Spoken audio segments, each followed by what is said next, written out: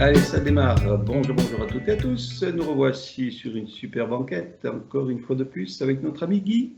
Bonjour. T'as vu Bonjour à comment tous. on crée un scénario, t'as vu, on s'enregistre alors qu'on s'est vu avant et tout, c'est trop fort. Allez, petite enquête, tiens, à tous les deux. Je vais te dire un seul mot et tu restes toujours à ton level, là où tu es bien. Tu crées ou, comme tu veux créer quelque chose pour avoir l'information, tu vois ce qui vient directement en toi. Le mot, c'est lumière. Qu'est-ce qui te vient sur ce mot lumière? Directement, fausse lumière. Lumière, Voilà. ça te ramène à fausse lumière. Ouais. C'est une lumière qui n'est pas pure, enfin, qui Une est lumière colorée. grisée quand on lui met un filtre d'analyse, enfin, pour celle qui m'est apparue, quoi, D'accord. directement. Donc ça, c'est une vision que tout le monde, ou plutôt une impression ou une analyse que les gens font sur le mot lumière. C'est le résultat de ce que tu as vu. Mhm. C'est-à-dire qu'aujourd'hui, le mot lumière est représenté comme une... Enfin, est représenté sans son importance réelle. Ouais. Et directement, je vois des phares de voitures xénon et toutes ces lumières qui nous qui nous qui nous qui nous percent les yeux. Euh, Avant, c'était pas comme ça, quoi. Même, je pense même qu'en France, toutes les lumières étaient jaunes à une époque. Maintenant, on a des lumières qui agressent et qui... Alors, oublions ce qui agresse, on va rester sur le côté positif de tout ça. Est-ce que la lumière réellement, et on peut lui donner une couleur? On parle sur le côté positif, c'est-à-dire la réalité de ce qu'elle est. Là, directement, je vois l'arc-en-ciel qui est venu se marquer, quoi, Mhm. avec le dégradé des composantes de la lumière blanche. Mais l'arc-en-ciel, comme je suis démarré avec une impression de fausse lumière, j'ai l'arc-en-ciel qui m'est apparu n'est pas flamboyant, quoi. Enfin, tu vois, les couleurs ne sont pas dans leur plus belle expression de lumière, quoi. Mhm. Donc, comme tu as bien dit, ce sont des expressions de lumière que l'on retrouve dans l'arc-en-ciel. Si on Mhm. va à l'origine de ce faisceau, ou de ce, alors moi j'appelle ça plutôt un rayonnement, je ne sais pas si ça te parle, est-ce que ce rayonnement, on pourrait dire que c'est de la lumière, ou comment tu vois la chose? Moi, je vois, quand tu me parles du rayonnement, je vois le dôme. Le dôme vu en séance précédente. Euh, et c'est un reflet du dôme qui crée l'arc-en-ciel.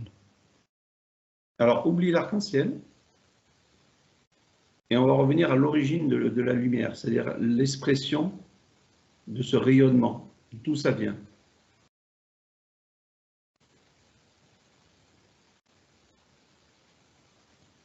J'ai photon qui vient de m'apparaître comme c'est l'unité de lumière.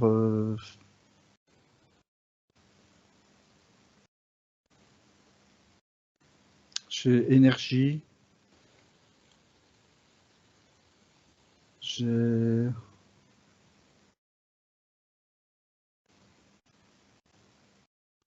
conscience, essence, intelligence,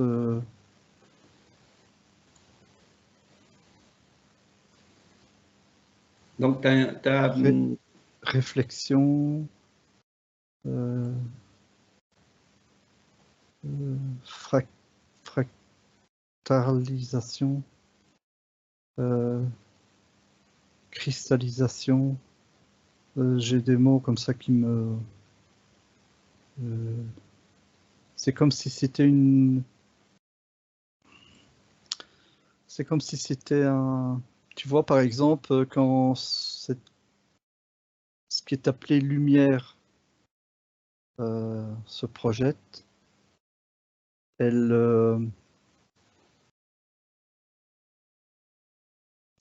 dépend le support sur lequel ça se projette et ça crée un genre d'hologramme, mais ça dépend les surfaces. Alors, on met le côté de la projection, de la réalisation de ce que la lumière peut mettre en place. D'abord, on va partir sur ce principe de rayonnement, enfin de photons ou autre, d'où ça part. Là, ce que tu perçois. Pour pouvoir justement analyser cette lumière, tu la vois partir d'où?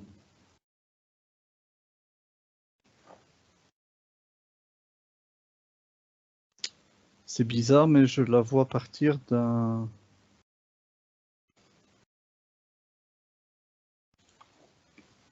J'ai l'impression qu'elle part d'un...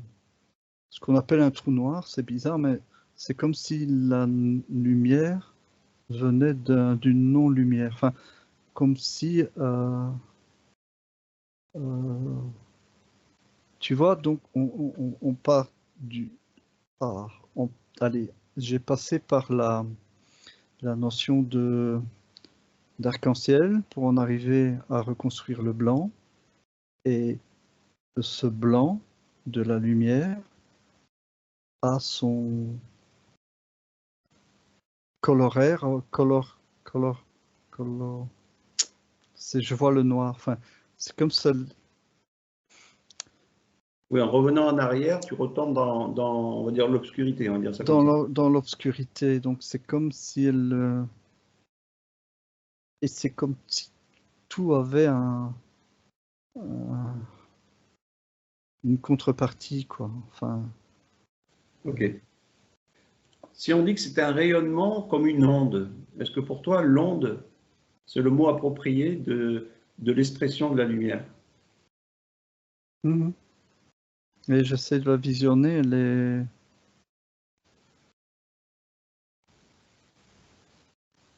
je la vois sous forme de sinusoïde, si tu veux.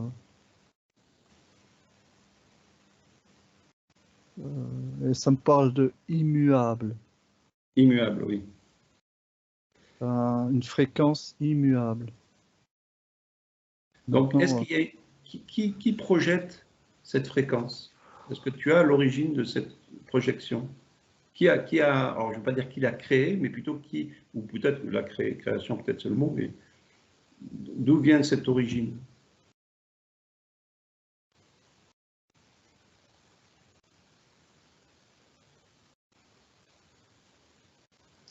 moi, j'ai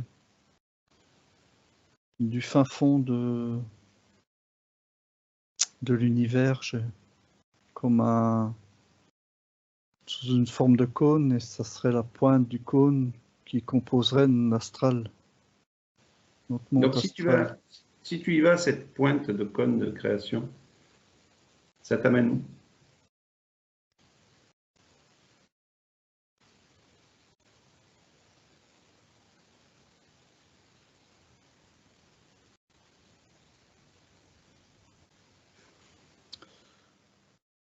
C'est assez bizarre parce que tu sais qu'on a travaillé sur la notion de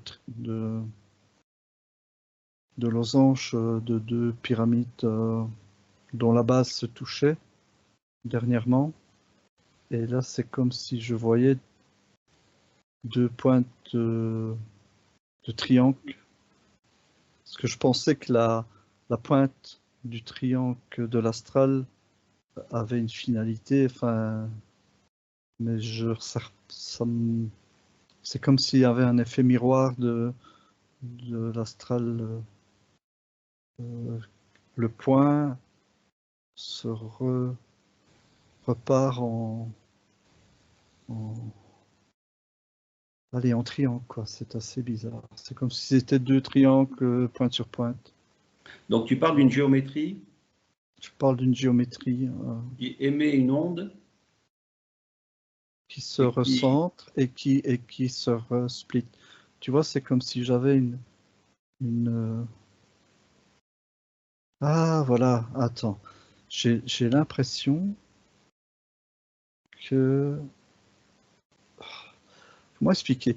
Donc, si tu veux, au départ, j'ai vu un triangle, tu vois, euh, qui se ramène à un point. Ce point d'émission de la lumière repart vers un autre triangle, mais la base rejoint la base de l'autre triangle. Enfin, comment expliquer ça?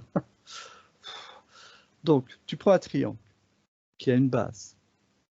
Euh, donc, c'est comme ça que je vois ça serait la désignation de l'astral. Ce triangle, la lumière est en provenance de la pointe de ce triangle. Quand je vais voir au-delà de cette pointe, je me retrouve sur un autre triangle dont la base rejoint la base du premier triangle. Et ça me fait penser que sous cette forme-là, si tu le mets à, ça me parle de checker, si tu le mets en vibration, ça me revient vers l'hémiscate. Je sais pas Ici. si tu vois le parcours. Mhm. Et c'est, et je ne sais pas aller plus loin. Franchement, je vois l'hémiscate, et enfin, il tourne sur lui-même, quoi, en Donc, passant par son neutre est émetteur de lumière. donc, si tu veux, c'est un circuit énergétique, on pourrait dire ça comme ça, qui émet cette onde à l'interférence, on va dire, des deux triangles Les deux triangles, et ce serait cette interférence qui serait émettrice de lumière, de lumière, d'onde. ouais, On appelle d'onde. une onde électromagnétique, mais après, c'est peut-être les mots scientifiques, c'est peut-être au-delà de tout ça. Ouais. Qui serait électrique et photonique et tous ces termes Donc scientifiques. là, tu n'as pas l'origine de la création de cette géométrie.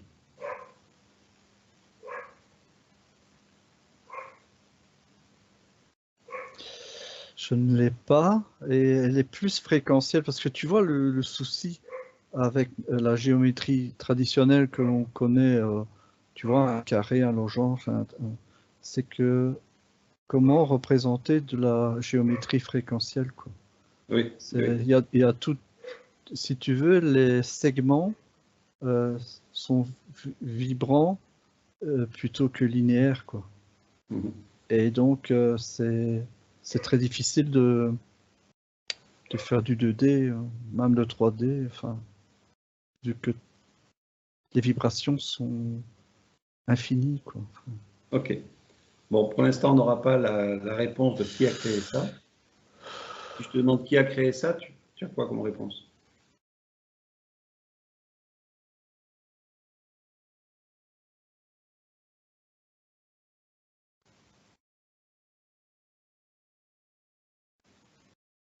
Euh, Création spontanée, mais je sais pas ce que ça vaut, c'est un peu pour tout. Ouais. OK, OK. C'est comme s'il n'y avait rien et c'est là, sans, sans raison, sans Alors, est-ce que interprétation, sans... cette expression que tu vois, est-ce elle est dans quel level pour toi?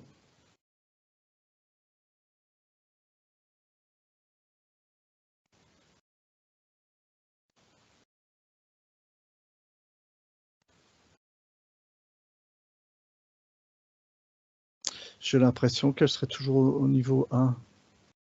OK. Je ne peux pas dire j'ai l'impression. C'est c'est- c'est c'est le niveau 1. OK. Donc, du niveau 1, on a cette expression, on va dire mathématique, géométrique, qui s'exprime et qui renvoie, on va dire, une onde qui crée la totalité de tout ce qu'on peut voir dans l'astral. Mhm. Donc, nous-mêmes, nous sommes une projection de cette lumière.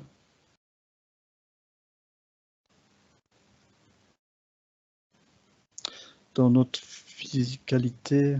Non, comment est-ce que la lumière se densifie? Parce que tu vois, ta question Ah, ça, c'est autre renvoie chose. à beaucoup d'autres. Attends. C'est On compliqué. décortique petit à petit. Ne cherche pas C'est compliqué. ouais, ne cherche pas le principe, parce que je dois chercher la complexité de tout ça, mais là, pour comprendre cette complexité, peut-être qu'il faut repartir sur une base classique.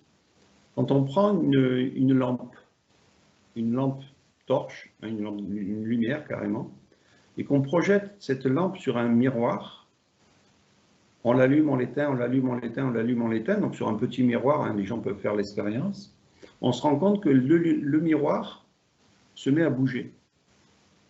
Est-ce que tu vois cette chose-là?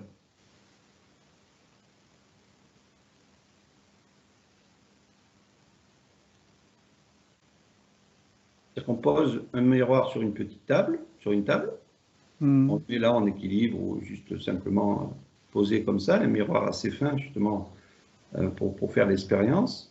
On met une lampe en face, on l'allume, on l'éteint, on l'allume, on l'éteint, on l'allume, on l'éteint, on fait ça plusieurs fois et on se rend compte que ça projette une onde qui fait tomber le miroir ou qui le fait pousser. Est-ce que ça, tu le perçois? C'est un effet d'optique, je vais dire, c'est pas physique. Je vais dire, tu ne déplaces pas la matière, je veux dire, euh, c'est, ça serait interprétable sur l'éthérique, je vais dire, sur une autre dimension que la matière, parce que Et oui, c'est pour ça que je te parle d'un miroir, hein. C'est-à-dire que c'est la réflexion de sa propre lumière qui fait bouger, si tu veux, cette onde électromagnétique. Et tu vois, ça me ramène à d'autres phénomènes sur la vitesse de la lumière euh, qui est fixe. Et ça sous-tend le fait que si tu es dans un train qui irait à la vitesse de la lumière, tu allumerais ta lampe de poche, eh bien la lumière de ta lampe de poche n'irait pas plus vite que le train, quoi. Oui, Donc oui. c'est tout l'espace-temps et c'est toutes les théories Einstein. Enfin, tu vois où on va s'amener, hein. Oui, oui, oui, c'est pour ça. Euh, Cette mécanique est assez complexe. En une séance d'expédition dans la lumière, on n'aura jamais toutes les réponses parce que ça va très très loin au niveau de ça, puisque l'expression de la forme ne peut exister que par la lumière. Est-ce que ça te dit vrai ou faux? Tu sais à quoi ça me fait penser? C'est que ta question directement, j'ai vu les coraux et leur lumière noire qui sont apparus.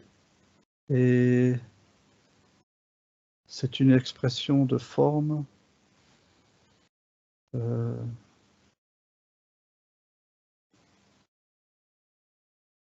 oh, aïe. Je sais pas, c'est une forme qui s'exprime autrement que par une réverbération traditionnelle, quoi. Tu vois, Mhm. comme nous, on a le soleil qui révèle nos couleurs, comme des choses extraordinaires. Tu as des papillons avec des reflets bleus super, qu'en réalité est composé de tuiles de, De réflexion. de réflexion. C'est-à-dire qu'en fait, le papillon n'est pas bleu, c'est la réflexion de la lumière qui fait que nous, on le voit bleu. Oui, c'est.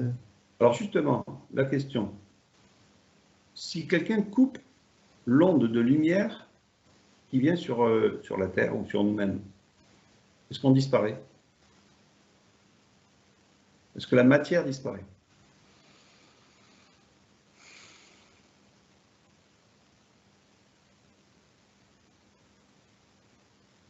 Je dis, je dis oui, Mais c'est un type de lumière, c'est une lumière de... Comment expliquer ça? C'est comme si tu avais des lumières qui ont des densités. Nous sommes d'accord que la lumière est une fréquence. À Non. partir du moment où à partir du moment où on pose le, le fait qu'une lumière peut avoir une densité, eh bien, si tu n'as qu'une densité de reflet, en coupant la lumière, la chose réfléchie devient noire, sans lumière. Si Mhm. maintenant tu as une lumière dont le reflet est une densité, quand tu coupes la densité qu'elle reflétait. Enfin, c'est comme si on avait un hologramme qui, quand tu mets ton doigt, euh, tu sens de la résistance. Tu Mhm. vois, c'est comme si tu avais un hologramme dont la promiscuité des éléments constituants forme une densité résistant comme de la peau, comme Ouais, ouais. C'est un petit à peu si on prend une bassine d'eau et on met la main dans l'eau, juste avant de la mettre dedans, on sent cette densité. Mhm. Et là, c'est exprimé au niveau de la lumière, donc c'est encore plus judicieux. La question encore, si donc on prend une pièce, on prend une pièce d'une chambre, une chambre ou n'importe quoi, donc on allume la lumière et on voit tout ce qui se met en place dans cette chambre, le lit, la commode, le machin, enfin, bref, tout ce qu'il y a. On éteint la lumière, c'est le noir complet. Est-ce que tout ça existe? Ou finalement, rien n'existe, puisque c'est dans le noir.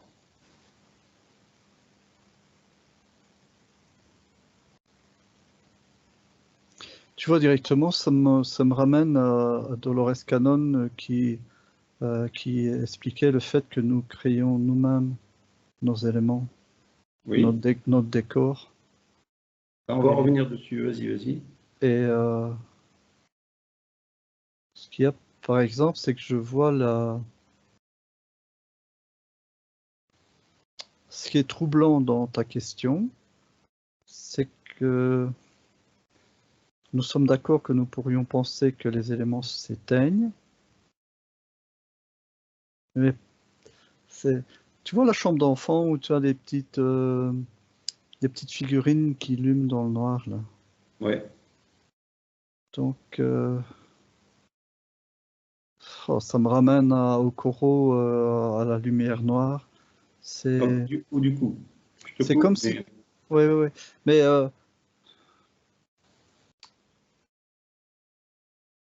je, je peux pas dire que tout s'efface simplement quand on coupe la lumière, parce que, c'est-à-dire que nos fi- sens, nos oui, sens on va dire, auront une perception de ce qu'ils ont vu, et du coup, on touchera le lit, on touchera la totalité de ce qu'on on sait ce qu'il y a dans le noir. Parce que mhm. nos sens sont programmés par la propre vision de ce qu'on a vu.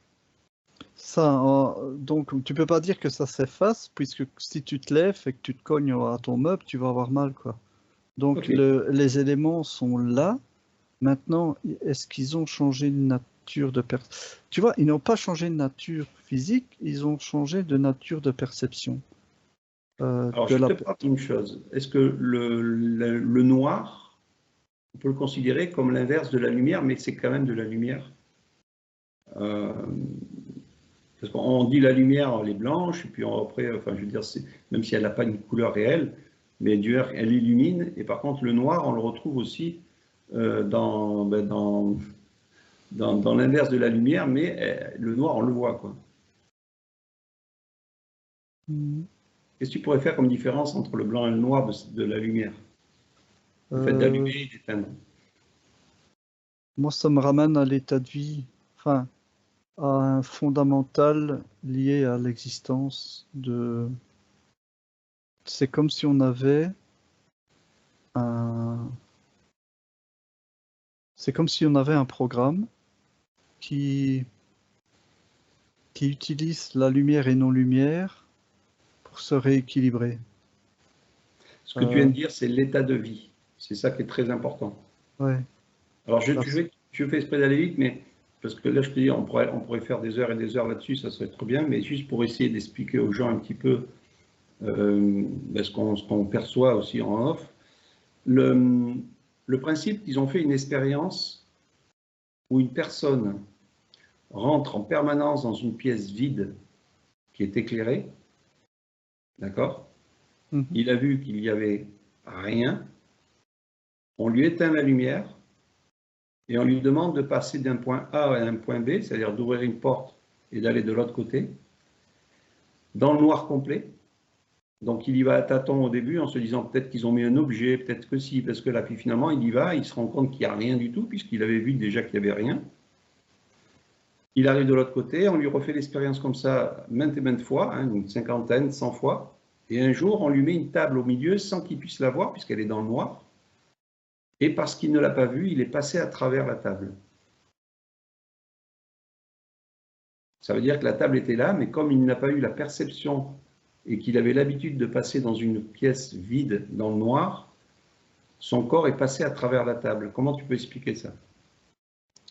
Ben, ça me ramène tout de suite à Dolores Cannon qui avait, au travers de ses investigations chez ses patients, elle avait déterminé le fait que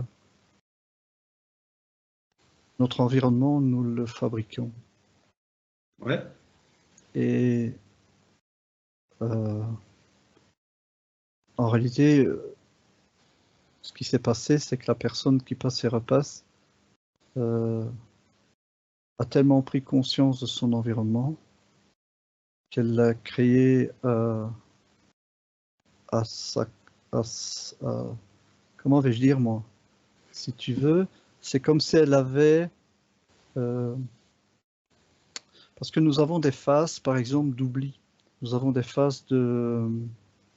notre mémoire, on a plusieurs types de mémoire, et c'est comme si cette mémoire-là s'était gravée en refaisant et refaisant l'opération, et ça avait matérialisé, c'est ça qui avait densifié la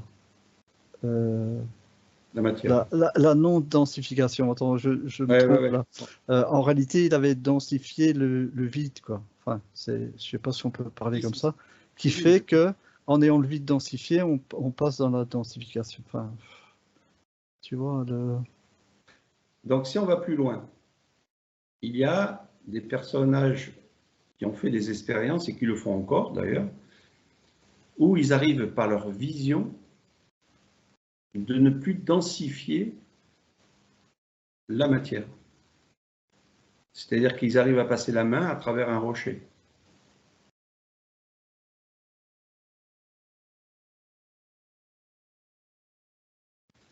On peut considérer aussi que ça fait partie de la lumière, une perception intérieure. Comment tu vois la chose?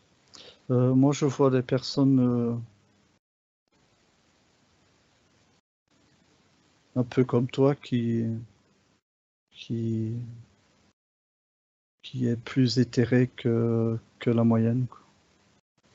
Et que ce sont des facultés extrasensorielles à mettre dans le même bagage que les personnes des arts martiaux qui utilisent des énergies, le chi ou tous ces... Tu vois, le fait Donc, que le corps a des ressources extraordinaires qui ne sont pas employées, et certaines personnes sortent du lot parce que pour des raisons ou l'autre, ils ont ces facultés. Et c'est plus des capacités liées à ce genre de choses qui apparemment était... C'est quelque chose qu'on a perdu et qu'on retrouve. pour de multiples, l'état de conscience, le rayonnement, mais ça me ramène aux Atlantes qui avaient des capacités psychiques plus considérables, et de là les brins d'ADN actifs, et bon, ben c'est pour en revenir au classique de ce qu'on voit habituellement en séance. Voilà. Alors pour finir, on va les dernières petites questions. Où est la lumière en nous?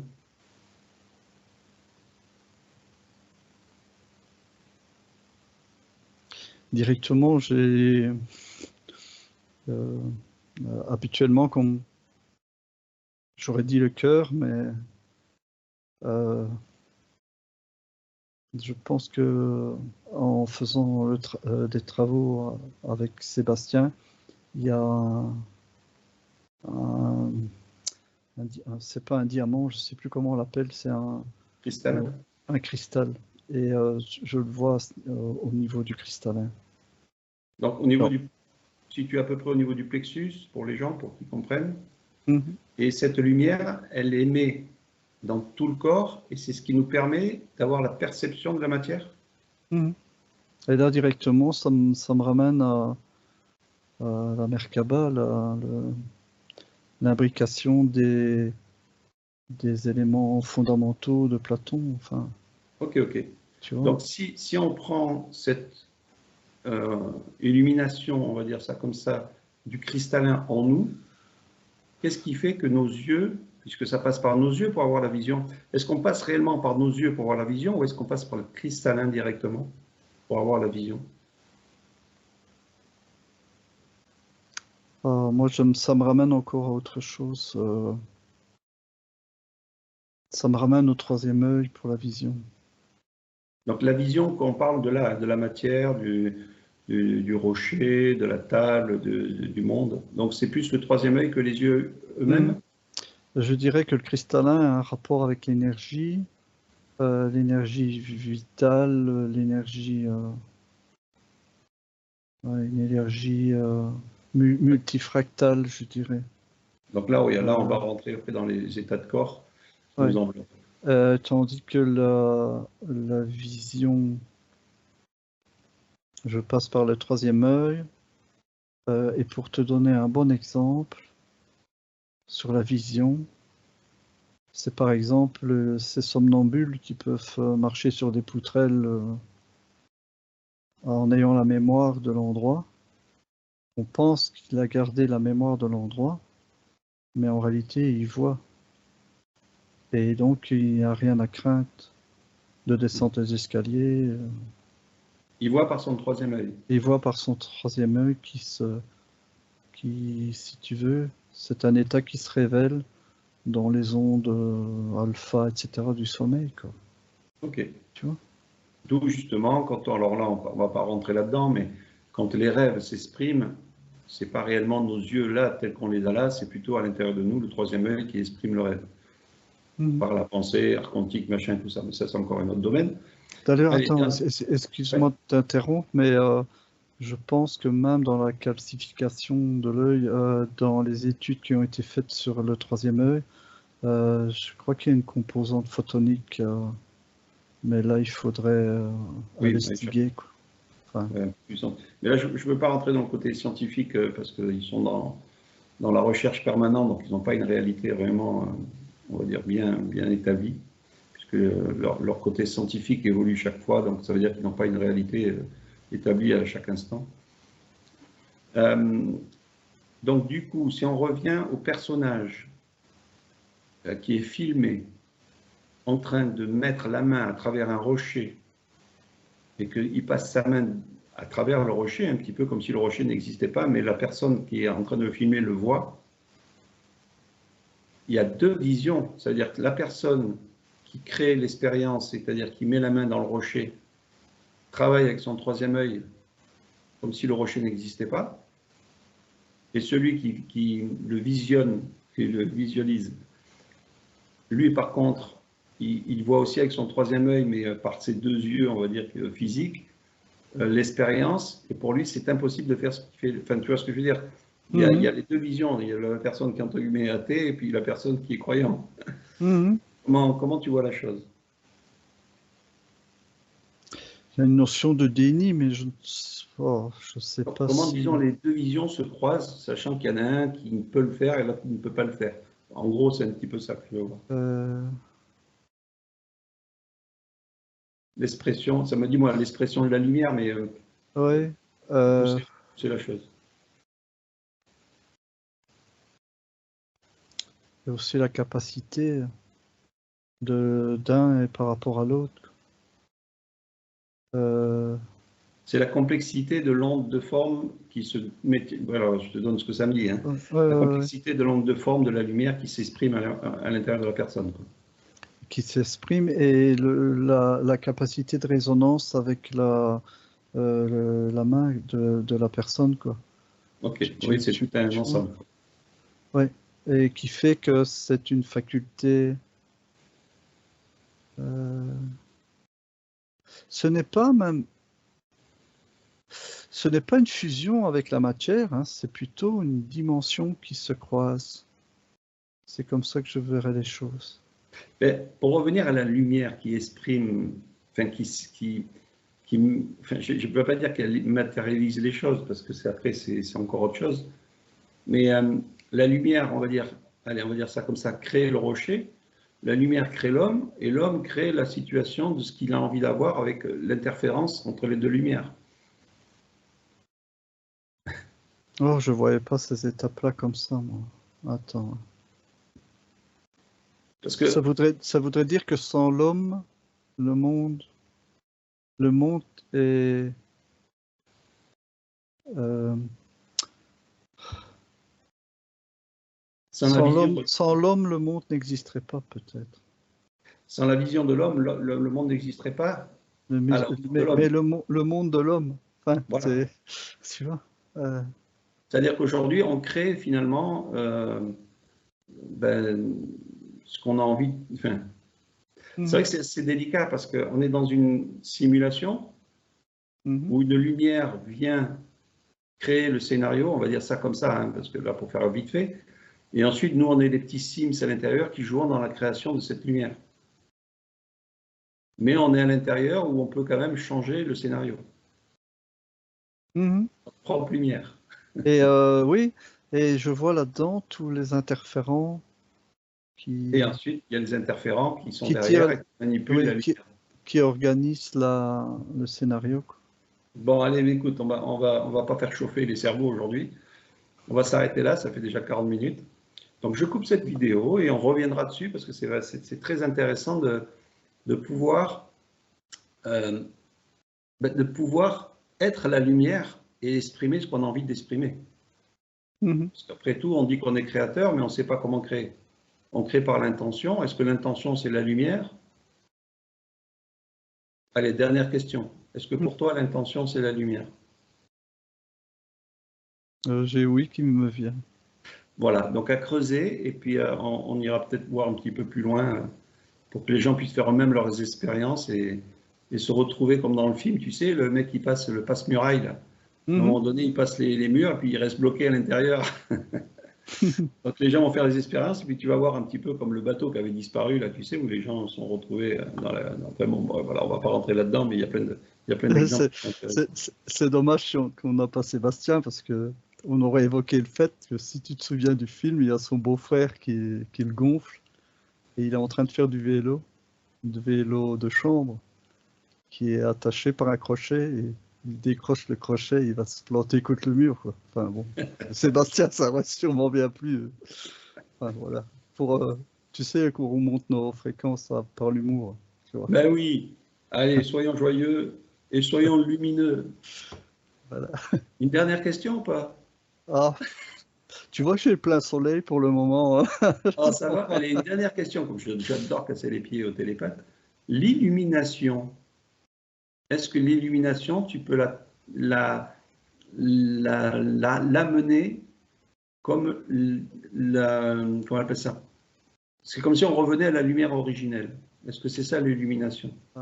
Tu sais, directement, je vois les saints, dont leur matière corporelle sont devenues immuables. Donc c'est comme s'ils avaient figé la lumière, quoi. Tu vois, Oui. densifié la lumière, qui fait que leurs corps sont impétressibles. Bon, eh bien, on va laisser les gens réfléchir là-dessus. Voilà. À bientôt à toutes et à tous. Allez. Tu veux dire un dernier mot? Non, au revoir et bonne lumière. Pas bonne bière, hein, bonne lumière. Oui. Allez, ciao, ciao. Allez.